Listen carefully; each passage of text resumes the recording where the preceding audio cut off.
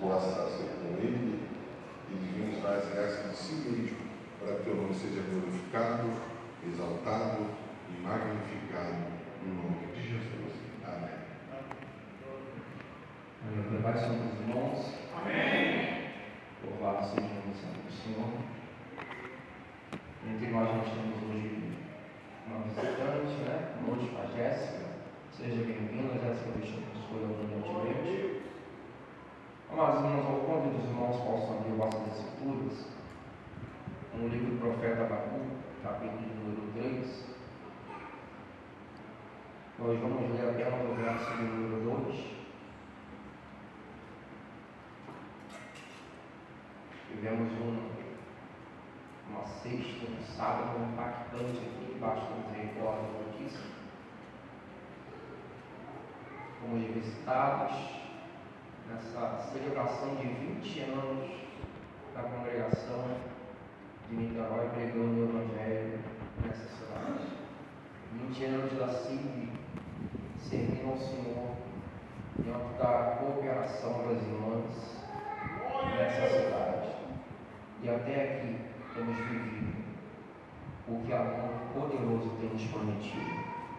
Abacuque, capítulo 3, verso número 2, diz assim a palavra do Senhor: Ouvi, Senhor, a tua palavra e temi. Aviva, ó Senhor, a tua obra no meio dos anos, a notifica.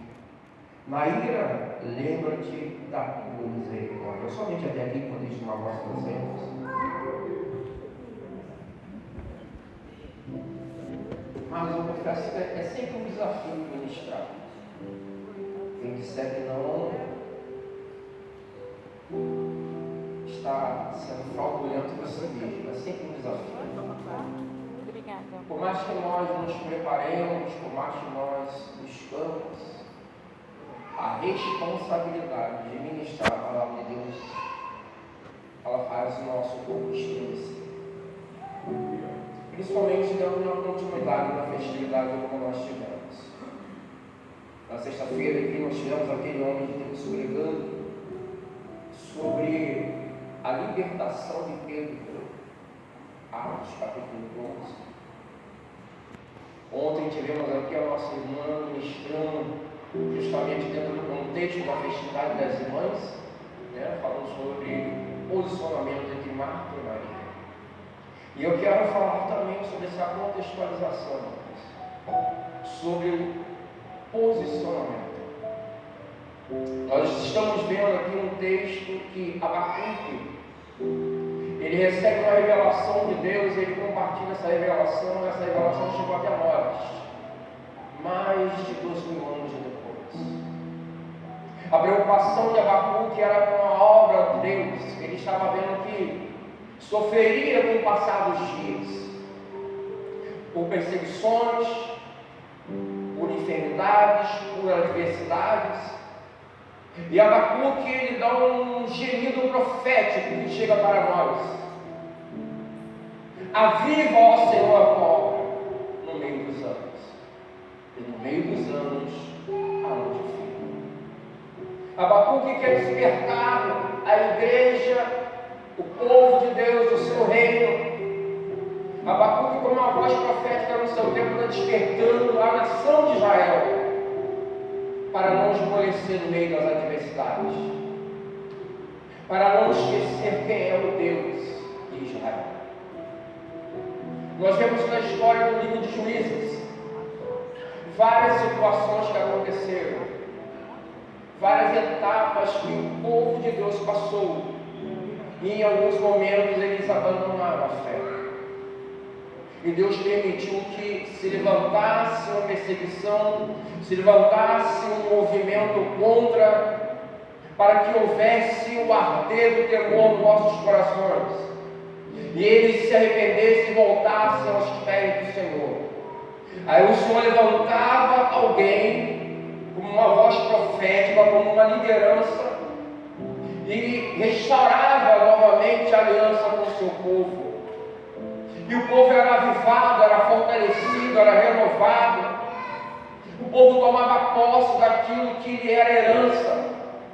E daqui a pouco o povo ia e parava novamente. Abacuque, sabendo de tudo isso que aconteceu no passado, e ele recebendo da parte de Deus essa revelação, ele se preocupa. E eu volto a dizer, Abacuque está nos despertando para não adormecermos no meio da nossa caminhada. Eu fui pesquisar um pouquinho, quando o pastor me informou que hoje estaríamos aqui cooperando, ministrando a palavra. Eu fui buscar um pouco sobre o termo avivar na Bíblia. O significado significa algumas vertentes, e entre as frases que me chamou mais a atenção diz que tornar vivo, despertar, renovar ou fortalecer a vida espiritual. Olha o cuidado que Abacuque estava tendo. Olha o cuidado que Deus teve através desse profeta. Judá, Benjamim, todas as tribos,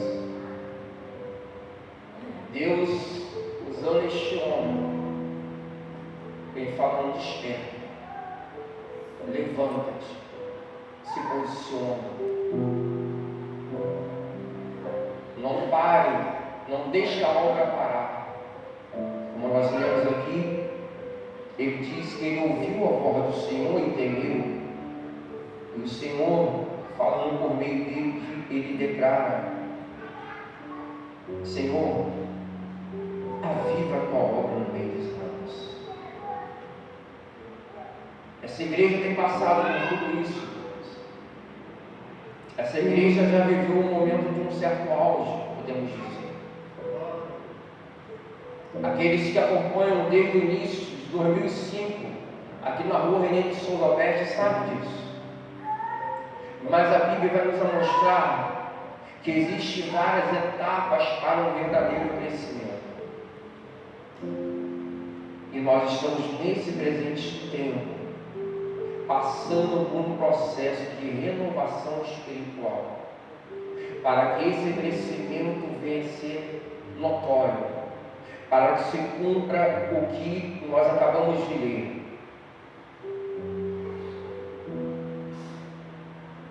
Aviva a tua obra, Senhor, e a notifica, ou seja, a faça conhecida, a faça notória, a faça ser uma referência. Faça com que a tua obra, Senhor, seja enaltecida, porque a obra não pertence ao presbítero dos Cláudios, a obra não pertence ao pastor Clóvis, a obra não pertence ao pastor Tiago, a obra não pertence ao bispo Abner Ferreira, a obra pertence a Cristo. E sabedor disso, nós entendemos que quando a igreja ela vive dentro de uma unicidade, como nós vimos no texto do capítulo de número 12 de Atos Apóstolos, que nos foi ministrado aqui na sexta-feira, quando a igreja está num momento de adversidade, mas ela tem unicidade, Deus envia livramento e provisão. A Bíblia vai dizer para nós, eu quero recordar aqui, que na sexta-feira nós fomos alimentados, no capítulo 12 do livro de Atos, vai dizer que aquele rei que estava em ofício, ele decidiu prender alguns líderes da igreja, e prendeu o Tiago, e de imediato ceifou a sua vida. E vendo disso, agradou a multidão. Ele prendeu também a Pedro, porém, por ser uma data celebrativa, uma data festiva do povo, ele preferiu aguardar para matar Pedro no outro dia.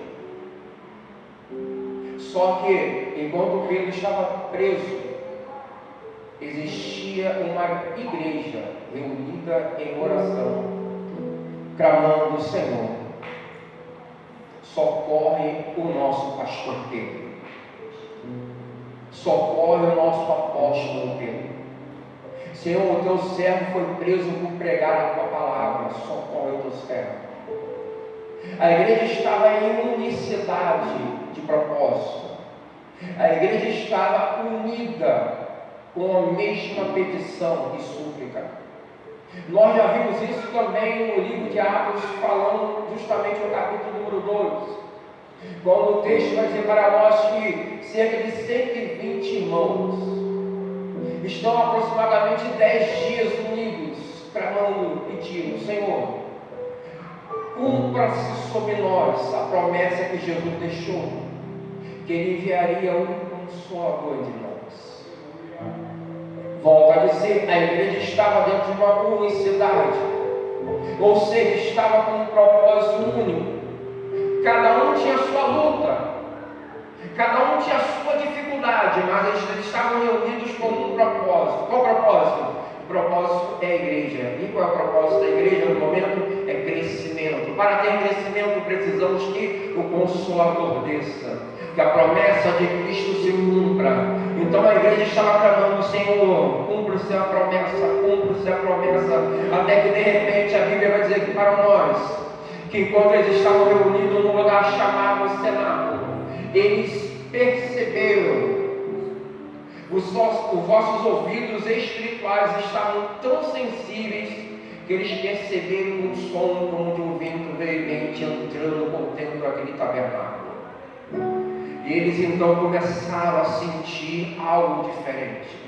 E o texto vai dizer que eles então visualizaram línguas repartidas como de fogo, e cada uma daquelas línguas começou a repousar sobre a cabeça de cada um daqueles homens que ali estavam, e mulheres, e todos foram batizados com o Espírito Santo e com fogo, e falaram em novas línguas conforme o Senhor lhes concedia.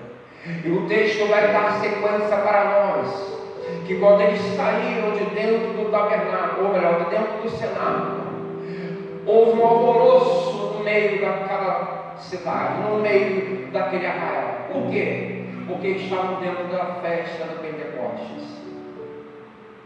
Tinha uma multidão participando daquela festa. Aí o texto vai dizer que houve uma situação. O pessoal ficou meio assim, sem entender o que está acontecendo. Esses homens são homens naturais, são pescadores, são pessoas de pouca cultura. Como é que nós estamos ouvindo eles falando na nossa língua paterna, na nossa nação? Seria como hoje, de uma hora para outra, o presbítero Cláudio começar a falar em francês para quem estivesse aqui, ou começar a falar em holandês, ou começar a falar fluentemente a língua inglesa, e cada participante que aqui tivesse iria entender. Por quê? Porque aqui teria ingleses, aqui teria norte-americanos, aqui teriam pessoas espanholas, holandeses, eles ouviriam e entenderiam. E isso causou um turbamento no coração daquelas pessoas, a tal ponto que aí chega a hora que o apóstolo Pedro, no meio dos demais, ele toma a palavra e prega o primeiro sermão depois de ser batizado com o Espírito Santo de Deus. E como nós ouvimos aqui na sexta-feira, na sua primeira ministração, cerca de 3.000 almas se renderam a Cristo. Aí eu, lembrando dessa narrativa de sexta-feira, olhando para esse texto que nós estamos a meditar, eu vejo o cumprimento da oração de Abacuque: Senhor, aviva a tua obra no meio dos anos e a faz ser notificada. A igreja, um dia para o outro, de 120 pessoas, passou a ter 3.120 pessoas, fora mulheres e crianças, porque a Bíblia é bem clara para nós que naquele tempo não se era muito contabilizado o número de mulheres e crianças dentro do ambiente. Então esse grupo aqui pode ter sido bem maior. Mas o interessante é entender que a oração da Abacuque ela vai dar continuidade. Aí nós vamos entrar ainda no contexto de sexta, no capítulo número 3 do livro de Atos, vai falar para nós que Pedro e João estão indo para a oração da hora nova. Chegando na porta da entrada conhecida e chamada como Porta Formosa. tinha ali um homem que era levado todos os dias, um paralítico, e todos os dias era levado para alguém que, por compaixão, o colocava ali naquela porta, para que pudesse ser ali abençoado por aqueles que entrassem. E ele, visualizando aqueles 2 discípulos, pensou que poderia dar uma oferta, e estendendo-lhe as mãos para lhe pedir uma ajuda. A Bíblia vai dizer que Pedro e João fixam os olhos naquele homem, e Pedro, mais uma vez, com ousadia, vai dizer: olha, nós não temos ouro, nós não temos prata, mas nós temos algo maior para te oferecer.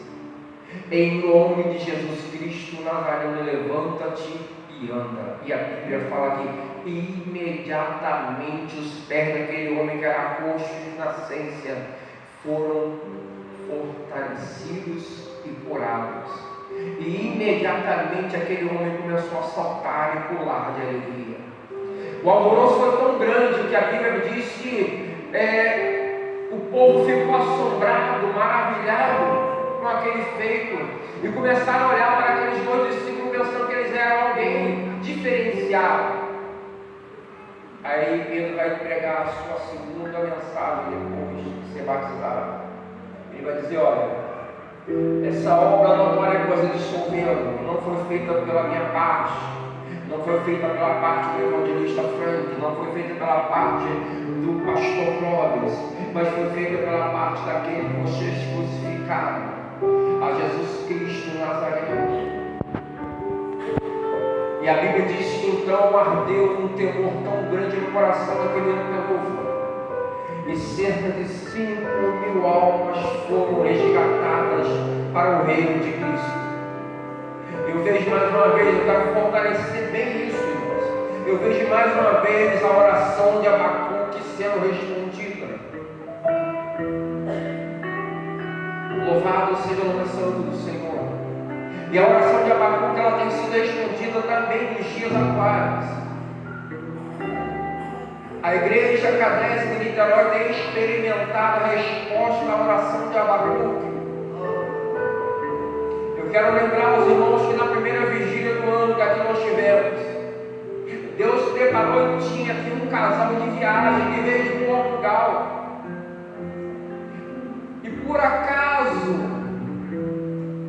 segundo o entendimento de alguns, mas o meu entendimento foi Jesuscidência, eles apareceram para cultuar conosco na primeira vigília do ano. E dentro do ambiente de espiritualidade, de adoração que aqui estava, eles se reconciliaram com Cristo. Começamos o ano tendo 2 almas se reconciliando com Cristo. Ficaram ali, presbítero? Não, eles voltaram para Portugal. Mas o que importa é que a palavra foi lançada, o coração foi alcançado. O maior milagre que a Bíblia nos forma não é ver um paralítico levantar e começar a andar, não é ver um cego de nascença enxergar. O maior milagre não é ver a lepra ser purificada. O maior milagre é ver um pecador se reconciliar com o seu Senhor. A Bíblia chega a dizer para nós que existe uma grande festa nos céus quando um único pecador se arrepende. E nos cultos seguintes, principalmente dentro dos cultos de quarta-feira, Deus tem nos agraciado. Nós tivemos mais algumas pessoas que entre nós se reconciliaram, que entre nós foram alcançados pela mensagem do reino. Alguns cultos continuam entre nós, outros estão congregando em outro local. Mas eu volto a dizer, a Cadês de Niterói está vivendo esse tempo profético da oração de Abacuque. Por quê? Porque está tendo um crescimento. Talvez algumas pessoas estão olhando para as cadeiras e vai falar sobre presbítero, você está tendo uma ilusão. Que crescimento é esse que as cadeiras ainda estão em grande número vazio? O crescimento, irmãos, ele é diferente na área espiritual. Não é apenas numérico. Tem que ter ter raiz. E isso, o presbítero Claudio pode afirmar que a Cadese de Niterói está tendo um crescimento de raiz. E esse crescimento de raiz está começando a fazer florescer. E a maioria dos irmãos aqui sabe. Não precisa ser nenhum estudioso de botânica para entender que toda árvore frutífera, antes de dar fruto, ela faz o quê? Ela floresce. Eu não gosto de fazer isso não, mas eu vou tentar fazer melhorar. Eu acho que os irmãos não entenderam. Toda árvore frutífera, antes dela dar o seu fruto, ela floresce. Todo florescimento confirma que a árvore está num lugar saudável, que a árvore está num lugar sadio, que ela está recebendo dentro do seu ambiente a quantidade certa de águas e minerais para que ela tenha força para gerar flores e no tempo oportuno os frutos. A Cadese de Niterói está dentro desse ambiente espiritual no lugar certo, sendo nutrida, sendo fortalecida, não pelo presbítero, pelos Claudio, não pelos demais obreiros dessa casa, mas pela essência do Espírito Santo que tem invadido esse ambiente. A cada reunião que nós estamos vindo aqui, irmão, quem vem com o coração quebrantado está entendendo. Nós não saímos da mesma forma, porque Deus tem falado de formas grandiosas dentro desse ambiente. Quantas vigílias que Deus tem bradado aqui entre nós, quantos cultos de quarta-feira, quantos cultos de ensino Deus tem palestrado conosco, quantos domingos Deus tem nos sacudido para despertar, irmãos. Louvado seja o nome santo do Senhor. Meu Deus, as horas já se avançaram, cheguei nem na metade do que Deus colocou no meu coração. Mas por respeito ao nosso horário, eu vou caminhar lá no final. Mais 5 minutos, meu pastor. Abacuque vai despertar para nós que para experimentar o verdadeiro avivamento, o verdadeiro agir de Deus, o verdadeiro crescimento, para experimentar alguma mudança, precisa de ter posicionamento.